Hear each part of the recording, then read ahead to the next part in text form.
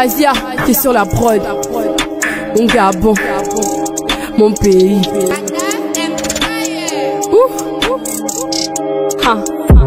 Mon pays va mal et ça m'appelle. Trop d'armes maintenant qui s'en vont vers le ciel. On ne sent même plus quel goût est le miel. Union, travail, justice. Mais où est donc passée cette justice quand vous tirez maintenant sur les filles? Un père de famille que vous prenez la vie. Des élèves à qui vous arrachez la vie. Des familles encore où vous laissez le vide. Pourquoi faire du Gabon un pays pénible? Et jusqu'à quand serez-vous insensible? Avez-vous fait du peuple un nom des cibles? Combien de temps serons-nous des victimes? N'est-il pas temps de faire cesser le crime? Trop de questions de maths qui défilent. Notre pays a tant de richesses, mais on se voit maintenant vivre dans le stress. On marche à peur au ventre, on ne sait plus à quoi ça donne. On ne croit plus en l'espoir et la chance. Un pays qui a pourtant été couvert des anges. Une nation où les pères et les fils qui commencent à douter du Christ. Mais comment ne pas arriver au moment de crise? Mentalité à King, ressuscite-toi et viens nous donner un peu de l'espoir. En quel avenir devrons-nous croire quand on fait de nous des personnes sans droit? Le français du quête n'ont plus de voix. On les pourchasse comme des hors-la-loi. À quel moment l'union va prendre sa place? Puisque tout ce qu'on fait c'est payer les taxes. Éternel. Et dans ta main c'est mon pays le Gabon.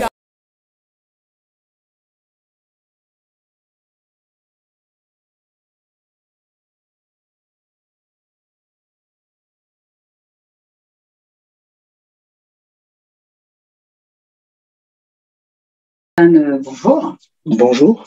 C'est un plaisir et un honneur à nouveau d'avoir un échange avec vous sur des questions relatives à la vie sociale et politique gabonaise, à laquelle vous avez quasiment dédié votre vie. Alors, d'entrée de jeu, permettez-moi de paraphraser un de vos mentors, le Dr King. Ce dernier a affirmé que le monde n'a nullement besoin de leaders motivés par l'amour de l'argent, mais plutôt de leaders qui sont épris de justice. Nous n'avons pas besoin de leaders qui soient plus préoccupés par leur cote de popularité dans les médias que par un souci réel d'améliorer le bien-être des populations. Pensez-vous réellement qu'une telle assertion est réaliste dans l'imaginaire politique africain et plus précisément dans l'imaginaire gabonais? Bien sûr, je pense que de toute manière, je suis chrétien, donc je suis un homme de foi. Je pense qu'on peut appeler les choses qui ne sont pas comme si elles étaient. Je suis quelqu'un qui vit dans l'espoir, je suis quelqu'un qui pense que nous pouvons toujours améliorer et que les peuples et les individus ont le droit de rêver. On a le droit d'aspirer à un monde meilleur, on a le droit d'aspirer à quelque chose de meilleur pour nous, pour nos enfants et pour les générations à venir. Donc oui, je crois que Martin Luther King avait raison de rêver, il avait raison de penser à cette communauté où les hommes pourraient s'entendre et travailler pour l'amélioration de l'humanité. Et je m'aligne avec lui et je crois qu'on peut faire de ce monde un meilleur monde. Ok. Alors, une autre question. Sous le système de Bongo 1, la voix du peuple se faisait entendre, mais pas aussi de façon véhémente que sous le régime actuel, à savoir celui de Bongo 2. Et le fait le plus marquant de notre génération est certainement celui de la montée au créneau d'un très grand nombre d'intellectuels gabonais, et notamment ceux de la diaspora qui s'opposent vertement et sans concession au système Bongo 2. À votre avis, à quoi cette progression, je veux dire cette détermination, est-elle tributaire? De toute manière, je pense que beaucoup d'entre nous, nous avons vécu, nous avons grandi dans le règne de Bongo 1. Donc, c'était difficile pour, en particulier les gens de ma génération, de vouloir déboulonner Bongo 1 lorsque vous êtes né sous son pouvoir. Lorsque Bongo 1 est parti, beaucoup de Gabonais ont pensé qu'on pouvait tourner la page, que le Gabon pouvait rentrer dans une vraie démocratie, que le Gabon pouvait s'épanouir et que les Gabonais pouvaient s'exprimer. Et donc, les Gabonais, de plus en plus aujourd'hui, n'acceptent plus d'être marginalisés et donc ils veulent s'exprimer parce qu'ils savent que le Gabon est un pays immensément riche, ils savent que le Gabon a énormément de potentiel et qu'ils peuvent non seulement s'épanouir, mais ils peuvent aussi créer un monde où leurs concitoyens peuvent s'épanouir. Et on se rend compte de plus en plus que le système que Bongo 1 a établi était un système néfaste D'ailleurs, Bongo 1 lui-même a dit que Dieu ne nous a pas donné le droit de faire du Gabon ce que nous sommes en train de faire. Donc, il était conscient que ce qu'ils avaient fait au Gabon, contre le Gabon et contre le peuple gabonais, n'était pas bon et n'était pas juste. Et donc, je pense que beaucoup de gens, en particulier de ma génération, ont pensé que l'opportunité était venue pour nous de changer de système. Et voilà pourquoi, lorsque Bongo 2 a osé brader le peuple gabonais et qu'il a osé voler la victoire de Baobab, nous nous sommes révoltés et nous avons dit que non, plus cette fois-ci, que ce qui s'est passé dans les années 90 ne se passera plus dans les années 2000. Voilà pourquoi nous luttons et voilà pourquoi aujourd'hui, à chaque fois qu'il y a l'injustice au Gabon, moi et d'autres Gabonais, nous sommes debout et nous allons manifester notre mécontentement. Ok. Quelle lecture faites-vous du concert des casseroles? Le concert des casseroles est un concept qui est très simple. C'est un concept qui manifeste bien que la majorité des Gabonais ne sont pas contents, ils ne sont pas heureux de ce qui se passe dans leur pays. Ils sont conscients qu'il y a énormément de manquements et pour eux, ils veulent un avenir meilleur encore pour leurs enfants et pour eux-mêmes. Et plus qu'ils n'ont pas la possibilité de s'exprimer verbalement, donc ils s'expriment en faisant du bruit. Dans d'autres pays, les gens ont manifesté qu'ils étaient mécontents avec leur gouvernement par le mouvement des casseroles. Donc ce n'est pas un phénomène qui est nouveau. C'est un phénomène qui a déjà été fait dans d'autres horizons et je pense que les Gabonais, épris de justice et de liberté, s'inspirent de ce mouvement-là pour manifester leur mécontentement. Et ils le manifestent de manière pacifique.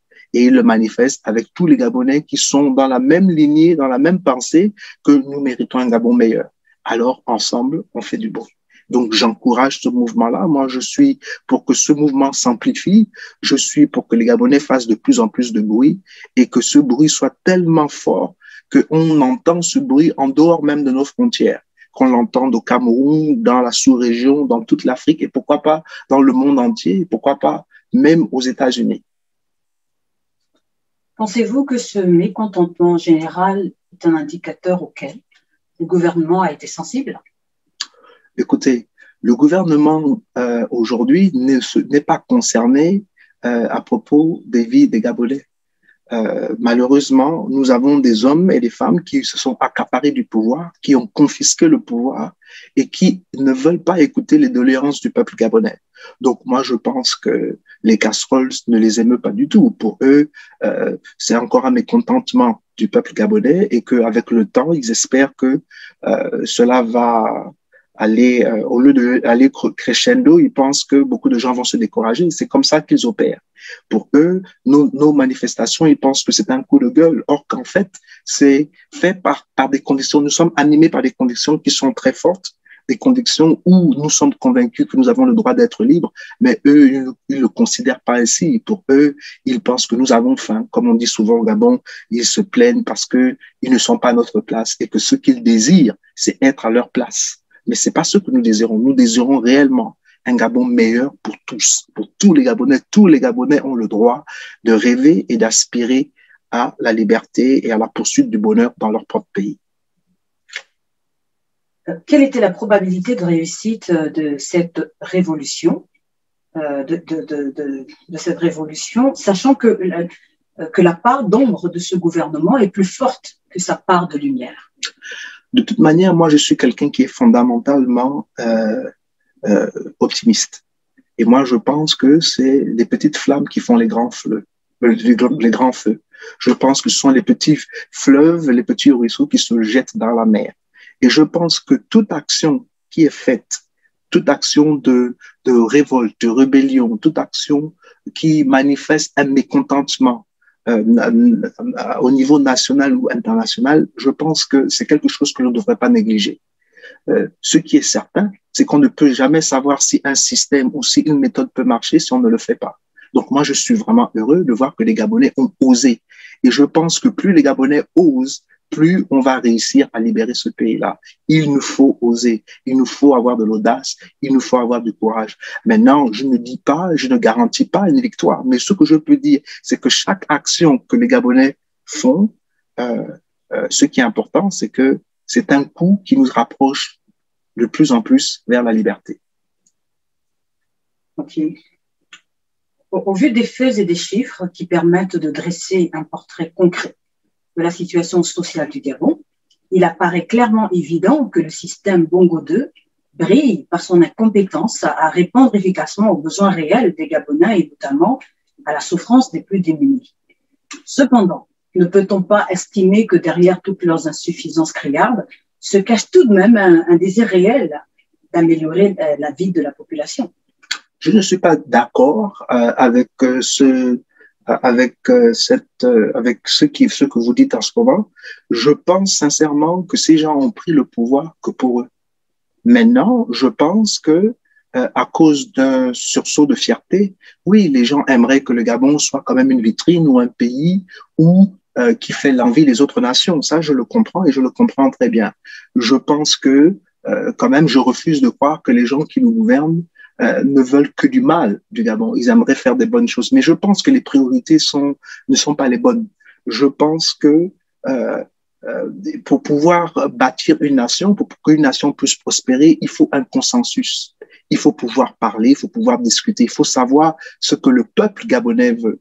Et à chaque fois que l'on veut imposer des choses au Gabon, même si cela paraît être bon, ok, à long terme, ça ne peut pas être bon si les Gabonais ne se reconnaissent pas. Le Gabon est leur pays. On ne peut pas faire des choses au Gabon, soi-disant pour les Gabonais, en excluant les Gabonais. Ça n'a pas de sens. Et donc, je pense qu'il est bon que ceux qui nous gouvernent, au lieu de faire c'est-à-dire des projets qui sont de grande envergure, moi je pense qu'ils devraient plutôt écouter leur peuple. Ils devraient plutôt faire attention aux doléances du peuple et ensemble essayer de trouver des solutions aux problèmes du peuple. Un exemple simple, il n'y a pas d'eau au Gabon. Il y a beaucoup de Gabonais, il y a de l'eau partout au Gabon, sauf dans les robinets. Il y a beaucoup de Gabonais qui n'ont toujours pas d'eau potable. Cela est inacceptable au XXIe siècle. Donc, avant que l'on fasse des grands projets pour soi-disant faire du Gabon un pays émergent, assurons-nous au moins qu'il y a l'autosuffisance au Gabon. On n'est rien que 1 million et quelques d'habitants, 1,8 million, certaines personnes disent 2 millions, mais on n'a pas l'autosuffisance alimentaire. C'est-à-dire que malgré le fait que notre pays a des terres très riches, c'est le Cameroun et d'autres pays voisins qui nous nourrissent. Cela est inacceptable. Un pays qui se respecte s'assure qu'il y a assez de nourriture dans son pays à bas prix pour que toute sa population puisse en jouir. Ce n'est pas le cas du Gabon. On veut nous amener la marina, on veut nous amener d'autres grands projets en excluant des projets qui sont simples. Le Gabon aujourd'hui, moi en tant que Gabonais, si je veux me déplacer dans mon pays en voiture, c'est compliqué. Moi, j'aurais aimé pouvoir me balader dans tout mon pays en voiture, comme dans les pays développés. J'aurais voulu qu'il y ait des routes décentes pour pouvoir écouler la marchandise, pour pouvoir nous déplacer les personnes, etc., etc. Mais cela n'existe pas, parce que tout est fait au Gabon pour pouvoir enrichir les multinationales qui investissent au Gabon et bien entendu les familles régnantes, les familles qui sont au pouvoir. Et cela doit cesser. On doit penser Gabon et on doit penser Gabonais. Le Gabonais doit être au centre de nos décisions et le Gabon doit être au centre des décisions. Ce que l'on doit faire doit être bon pour la majorité, pour ne pas dire pour tous les Gabonais. C'est ça. Et si on ne le fait pas, moi je pense que ce gouvernement-là échoue. Non seulement il échoue, mais il n'est pas bon pour le peuple gabonais et pour le Gabon. Comme disait le Rumba, Gabon d'abord. Donc qu'est-ce que nous pouvons faire pour élever la vie de tous les Gabonais? Qu'est-ce que nous pouvons faire pour améliorer la vie des Gabonais au Gabon? À quelle réflexion sérieuse invitez-vous le gouvernement de Bongo? La réflexion que moi je leur demande, elle est très simple. Un, de venir vers le peuple et d'écouter le peuple, d'écouter les doléances du peuple. Ce peuple a des aspirations. Ce peuple gabonais, il a une vision de son pays. Ce peuple gabonais aime le Gabon. Et donc, ils veulent accomplir de grandes choses. C'est pas tous les Gabonais qui veulent être des politiciens. C'est pas tous les Gabonais qui veulent se lancer dans la politique. Il y a des Gabonais qui aimeraient faire des affaires dans leur pays, qui aimeraient développer leur pays parce qu'ils aiment le Gabon. C'est des patriotes. Moi, je pense que si ce gouvernement-là était sérieux, ils allaient s'approcher des populations et ils allaient découvrir que la majorité des Gabonais leur dirait tout simplement que vous nous avez montré vos limites et que ce que l'on veut, c'est que vous nous respectez et que vous respectez nos votes. La vérité, c'est qu'en 2009 et en 2016, nous n'avons pas voté ces gens qui nous dirigent aujourd'hui. Donc, on ne se reconnaît pas en eux. Donc, on leur dirait tout simplement, c'est ce que je pense, que de prendre la retraite, de se retirer et de laisser le Gabon à des hommes qui sont capables, des hommes qui sont à l'écoute de leur peuple, des hommes qui aiment le Gabon et qui se battent pour que le Gabon prospère, non pour un petit groupe de personnes, mais pour la majorité des Gabonais. L'élection présidentielle de 2023 arrive à grands pas. Et évidemment, il y a beaucoup d'appelés et un seul élu. Mais il y a surtout un sortilège fatal qu'il faudra rompre, et c'est celui qui consiste à jeter le discrédit sur le scrutin présidentiel, car toujours truffé de la fraude, de l'achat des consciences et du trafic des voix. Pour ce faire, quelle est la responsabilité de chaque acteur politique gabonais dans cette future élection? Tout d'abord, moi, aujourd'hui, je ne crois plus tellement aux élections présidentielles, pas seulement au Gabon, mais en Afrique centrale. Parce que je me rends compte de plus en plus que dans ces pays où on a des dictatures, où nous avons des tyrans, malheureusement, ils contrôlent en amont et en aval le système électoral de ces pays. Et puisqu'ils contrôlent le système électoral de ces pays, ils font ce qu'ils veulent comme ils veulent. Donc, peu importe la manière dont le peuple vote, la personne qui gagne l'élection ne prendra pas le pouvoir et la personne qui perd l'élection, mais qui organise les élections, prendra le pouvoir. Donc, moi, je n'ai plus de foi dans le système électoral gabonais et de beaucoup de pays d'Afrique francophone. Donc, j'encourage plutôt que l'on lutte et que l'on se batte pour pouvoir refonder, repenser notre société. Et une fois on a repensé notre société, mettre des bases qui vont nous assurer et qui vont permettre aux Gabonais de savoir que lorsqu'ils votent, leurs votes seront respectés et que celui qui a été voté par le peuple gabonais, pour le cas du Gabon, c'est cette personne-là qui va gouverner. Donc, si moi j'étais gens du gouvernement, encore une fois, j'écouterais ce peuple-là, j'écouterais les doléances de ce peuple-là et je m'alignerais à la volonté du plus grand nombre. C'est cela la démocratie, non? Quelles sont les valeurs que devrait incarner le prochain candidat à l'élection présidentielle? C'est une très bonne question que j'aime beaucoup. Je ne vais pas prétendre ici dire aux Gabonais qu'est-ce qu'ils doivent chercher dans un candidat en particulier. Moi, je pense que les Gabonais sont assez mûrs, sont assez intelligents pour eux-mêmes définir qui peut être un bon ou un mauvais candidat. Mais je vais répondre à votre question quand même, parce que vous m'avez adressé une question qui est assez directe et je pense que je vous dois aussi une réponse qui est directe. Moi, je pense que le candidat idéal, si à élection au Gabon, c'est un homme ou une femme qui aime le Gabon, mais qui aime intrinsèquement ce pays-là et qui se bat pour les intérêts du Gabon. Et que pour cet individu, quand les intérêts du Gabon sont bafoués, il est prêt à sacrifier sa vie. Les Saintes Écritures disent qu'il n'y a pas de plus grand amour que de donner sa vie pour les gens que l'on aime. Moi, je veux voir des candidats qui sont prêts à donner leur vie pour le Gabon et pour les Gabonais, parce que les Gabonais le méritent. Parce que je pense qu'en tant que peuple, nous avons tellement souffert que le temps est arrivé que maintenant nous ayons vraiment des hommes et des femmes qui veulent nous diriger, qui ont à cœur ce que nous avons nous-mêmes dans notre propre cœur.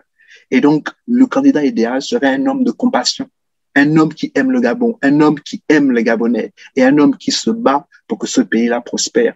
Pas pour un petit groupe de personnes, mais pour la majorité des Gabonais. Et bien entendu, un homme qui connaît le Gabon.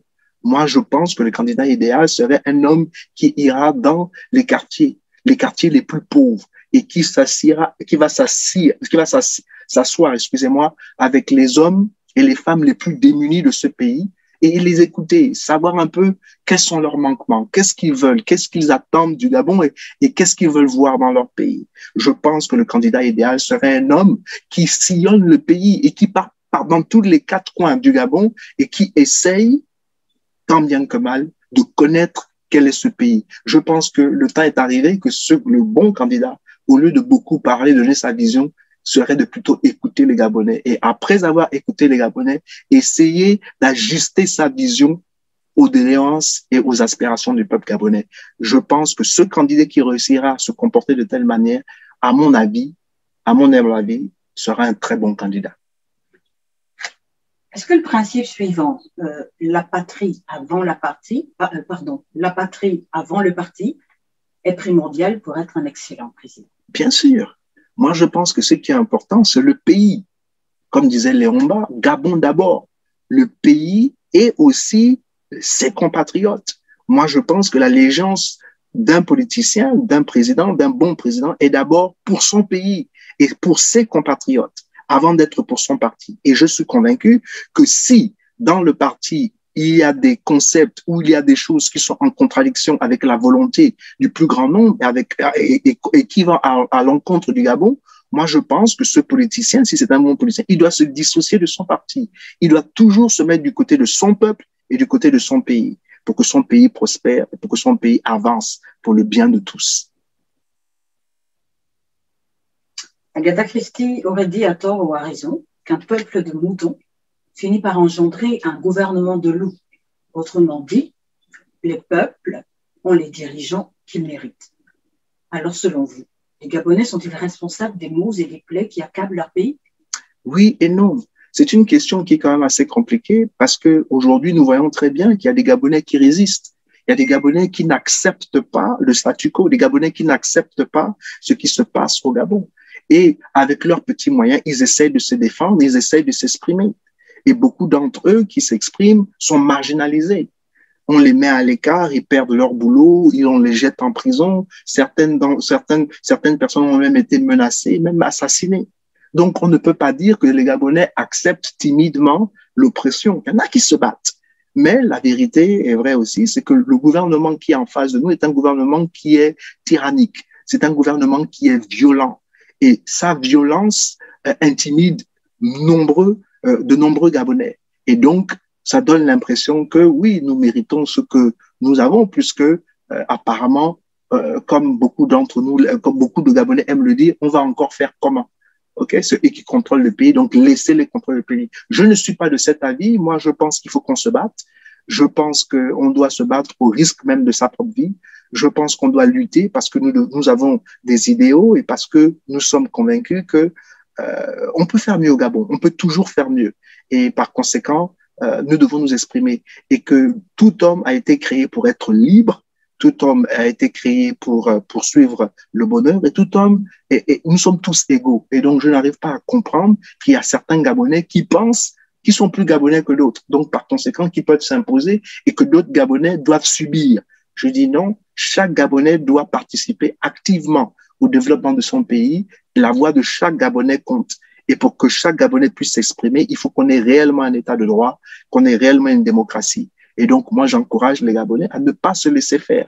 Je sais que c'est facile pour moi de dire ça à partir de Washington, au lieu de le dire à Libreville, mais même au Gabon, de plus en plus, je vois des jeunes qui exposent les torts de ce régime et qui n'ont pas peur de confronter ce pouvoir et de dire que ce pouvoir-là est unique et que ce pouvoir-là ne fait rien de bon pour pouvoir améliorer la vie de ses compatriotes. Et donc, je suis mitigé, je dirais oui et non, ça dépend sur quelle langue vous regardez.